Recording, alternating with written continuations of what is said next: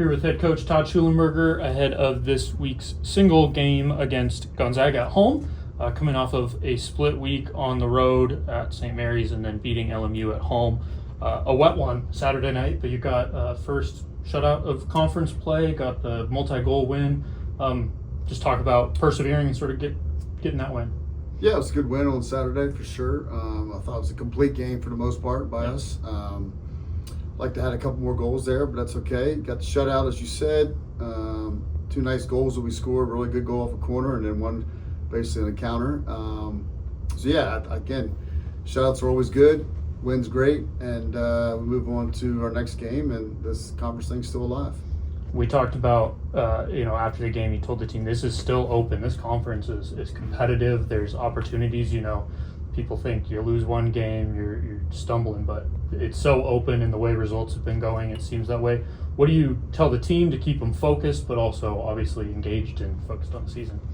Well, I mean, the games that we unfortunately gave up, we know what happened to Santa Clara there, and then we tied one at San Diego that we let one slip, and I don't think we were particularly as good at St. Mary's for 30 minutes of the first half. So, this thing could easily be, to your point, there's upsets, there's games happening, there's wins, there's losses. We're right in the mix. We feel good where we're at based on who we are right now, and we get a good Gonzaga team coming here on Saturday night. We get to play at home.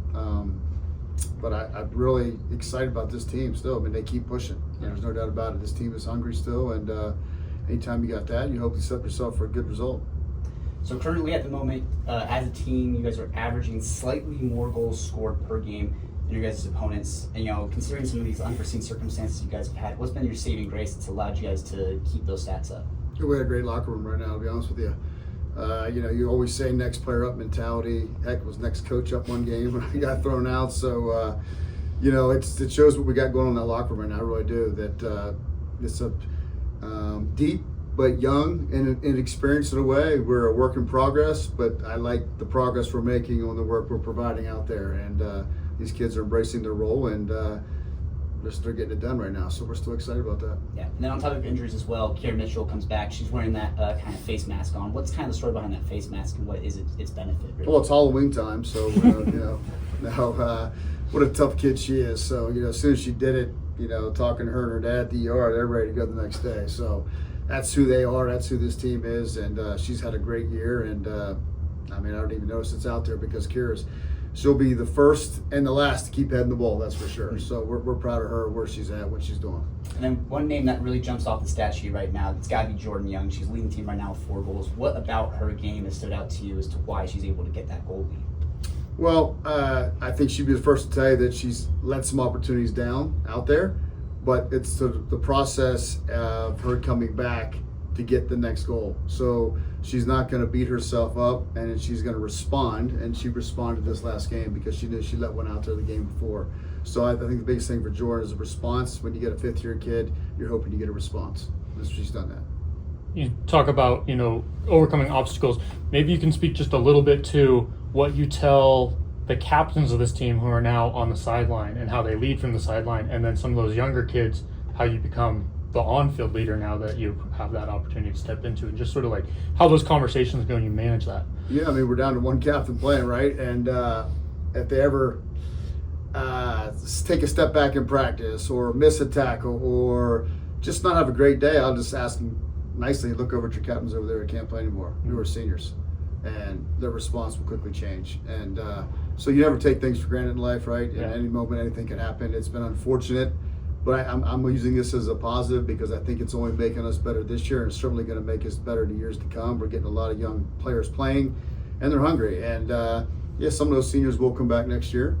Some won't, some will, based on their eligibility status. But no one's taking this for granted, and I think it's a good eye-opening for all of us that any hardship you have, that you got to move forward and put a smile on your face, and we got to move forward here. Next game up, next practice, and here we go.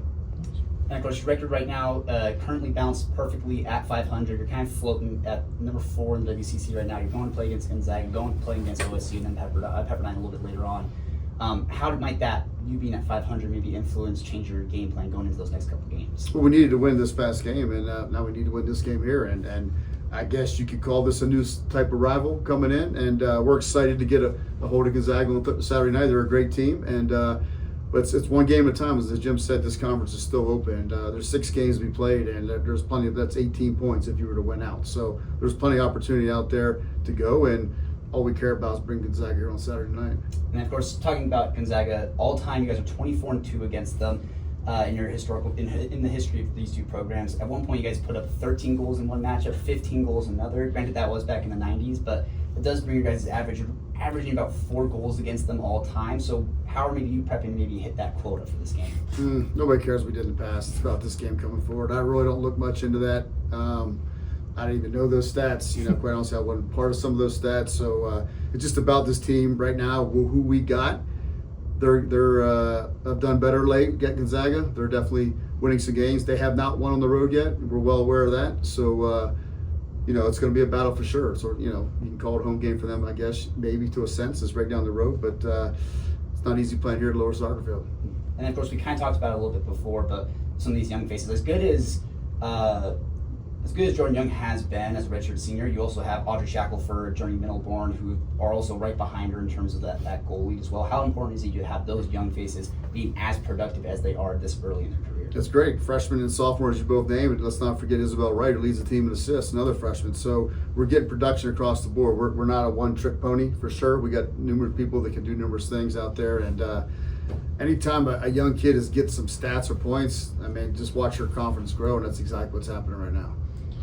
Like you said, Cougs will host Gonzaga Saturday night. That's the Pink Out games. We'll see everybody out in pink, 7 p.m. at Lower Soccer Field. Coach, thanks for your time. Appreciate it. Thank you.